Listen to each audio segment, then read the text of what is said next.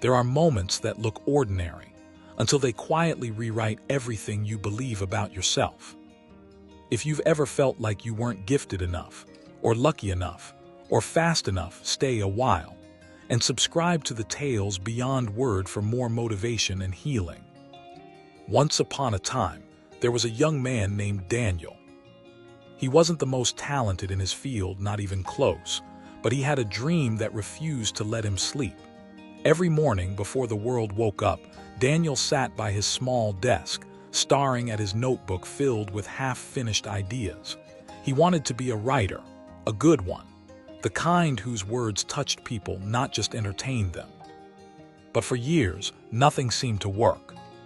His words felt clumsy, his ideas unoriginal, his confidence fragile. He watched others rise faster, people who seemed born with effortless brilliance. They got the praise, the attention, the success, and Daniel just kept trying, quietly, alone. Some nights he'd whisper to himself, "Maybe I'm just not meant for this." But every time he tried to walk away, something deep inside whispered back, "Keep showing up." At first, that didn't feel like much of a plan. He didn't have the connections. He didn't have the talent others seemed to be born with. All he had was the stubborn belief that consistency, no matter how small, might one day make up for everything he lacked. So he did the only thing he could. He kept writing. Every day, even when it felt pointless, even when no one read a single word. He wrote through doubt, through rejection, through mornings where his hands trembled from exhaustion. He wrote on napkins at work, in notes on his phone, in the silence of 3 a.m. rooms where no one believed in him but himself. And slowly, very slowly, something began to shift. His sentences started to flow differently. His ideas grew clearer, stronger. People began to notice. One reader became 2, 2 became 20, then hundreds, then thousands. But what changed wasn't just his writing, it was him. He no longer wrote to prove something. He wrote because it was who he was. He didn't chase perfection anymore, he chased progress. And one day a friend asked him, "How did you get so good?"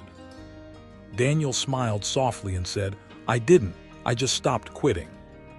You see, talent can open the first door, but consistency, that quiet, patient force, it keeps every door open after that. Talent fades when life gets hard. But consistency, it endures. It shows up when no one claps. It stays when motivation disappears. Daniel learned that real success isn't about speed, it's about faith. The kind that doesn't need evidence, only effort. There were still days he failed, days he doubted himself again. But now he understood something important. Failure doesn't mean you're not enough. It means you're still trying. And every time he sat down to write, he wasn't competing with anyone else anymore, just with who he was yesterday. Years later, when people called him gifted, he would quietly laugh to himself, because he knew it was never about being gifted. It was about showing up long enough for growth to finally look like talent. So if you're listening to this, and you feel behind, unseen, or unqualified, remember this. The world doesn't reward the fastest, it rewards the most faithful. You don't have to outshine anyone, you just have to outlast your old excuses.